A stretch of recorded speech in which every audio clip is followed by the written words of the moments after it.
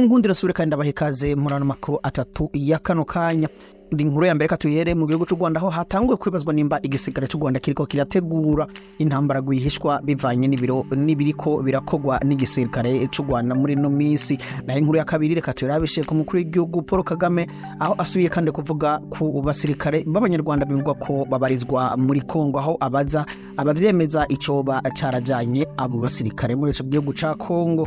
Na inkuru ya gatatu turabishe muri Kongo nyine aho abitirirwa abayoboke ba M23 batorohewe kuko hamande yabaciriwe ubwo gupfa muri no misi iheze na sentare y'igisirikare n'abandi babandanya kurondegwa bikomeye n'iperereza rya Kongo. Inkuru ya mbere katwirabishe mu bijanye n'umutekano. U Rwanda goba ruriko rwitegurira intambara izoba abantu batazi cyane.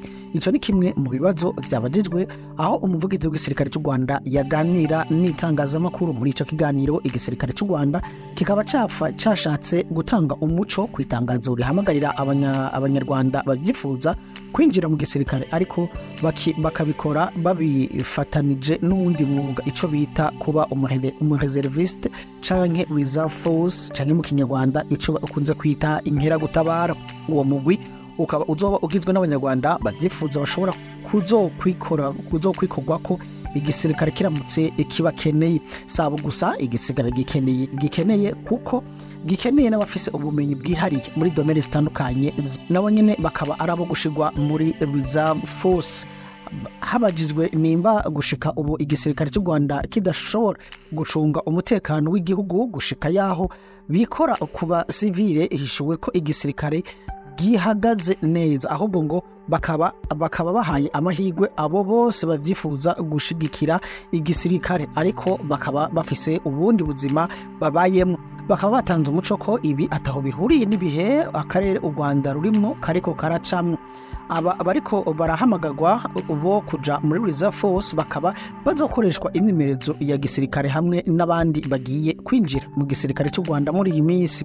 Uwo mugambi wa reserve force ukaba usanzwe ukoreshwa mu bihugu bikomakomeye nka Amerika na Israel, aho igihugu gitewe hahamagagwa uwo mugwi w'abasirikare baba barigishijwe ariko bagakomeza bakaba bari mu buzima busanzwe.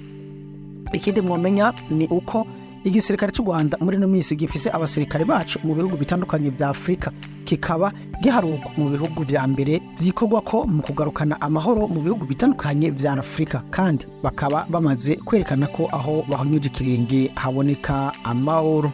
Na inkuru ya kabiri reka tuyirabishe n'ubundi mu mutekano aho abavuga ko igisirikare cy'u Rwanda kiri muri Kongo ngo bari bakwiye kwibaza ico bacarabajyanyeyo.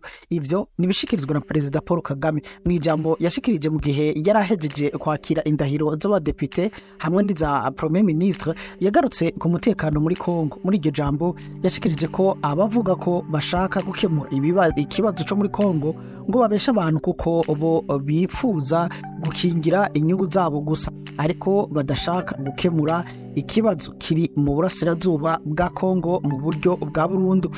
Perezida Paul Kagame yasabye kudasubira kandi kumushira mu bibazo biri mu burasirazuba bwa Kongo kuko ico kibazo we kitamureba, ahubwo ikimuraba ngo ni ca FDLR bakoreshwa na leta ya Kongo mu kugwanya uwo muhari wa M23 kugira nibabatsinda baheze babafashe, no kuvuga leta ya Kongo ifashe uwo muhari wa FDLR gufata u Rwanda.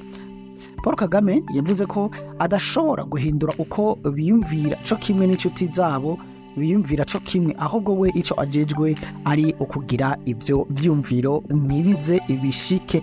Yanagarutse ku bavuga ko RDF yoba iri muri Kongo, akababaza niba bazi ko igisirikare cy'u Rwanda kiri muri Kongo, none ico igisirikare ngo coba cajanyweyo niki? Nimba bazi icabajanye naho ngo nibagikemure, noneho baze mu nyuma igituma hari abasirikare b'u Rwanda bari muri Kongo kandi ikibazo cari cabajanye bwa mbere baragikemuye. Ibi akaba abishikirije mu gihe amahanga amaze kwemeza ko umugwi wa M23 ushigikirwa n'u Rwanda, aho mu vyegeranyo bimaze gusohoka zerekana ko iki gihugu gifise abasirikare batari bake muri Kongo, aho banerekana ko kubona uwo mugwi umaze gufata uturere twinshi igisirikare cy'u Rwanda kifisemwo uruhara rutari ruto. na inkuru ya gatatu reka tuyirabishe mu gihugu ca Kongo naho nyene mu bijanye n'umutekano nyene aho abitirirwa abayoboke ba M23 ngo bakomeje guhigwa bukwari mu mice itandukanye ya Kongo nkuko amakuru avayo abishikiriza. Amakuru dukesha ikinyamakuru RFI cy'Ubufaransa avuga ko mu mice nka Beni na Butembo muri Nord Kivu hamaze gufatwa abantu batari barimwo abayobozi b'inzego zo hasi hamwe n'abanyepolitike. Mu maze gufatwa harimwo uwahoze ari meya wa Butembo hamwe n'utwara uwo mugambwe wa AFDR i Butembo. Aba bakaba bafatwa n'ibiro vy'iperereza ANR ya Kongo aho bamwe bagirizwa kuba ari baronderera abagwanyi M23 abandi nabo bakagirizwa korohereza abagira amanama yo kurondera abaja muri M23. Aba bakaba bariko bafatwa inyuma yaho mu mpera z'ukwezi guheze hari abandi baciriwe ubwo gupfa na sentare ya gisirikare bazira kuba bakorana n'uwo muhari utorohera intwaro ya Felix Tshisekedi. Ibi kandi biriko biba mu gihe M23 yo idahengeshanya kwagura ibice bitandukanye birimwo ivyo itigeze ishaka gufata imbere. Gushika ubu bikaba bivugwa ko uwo mugwi ugwana umaze gufata igice kigomba kungana na kimwe mu bihugu nk'u Rwanda canke u Burundi.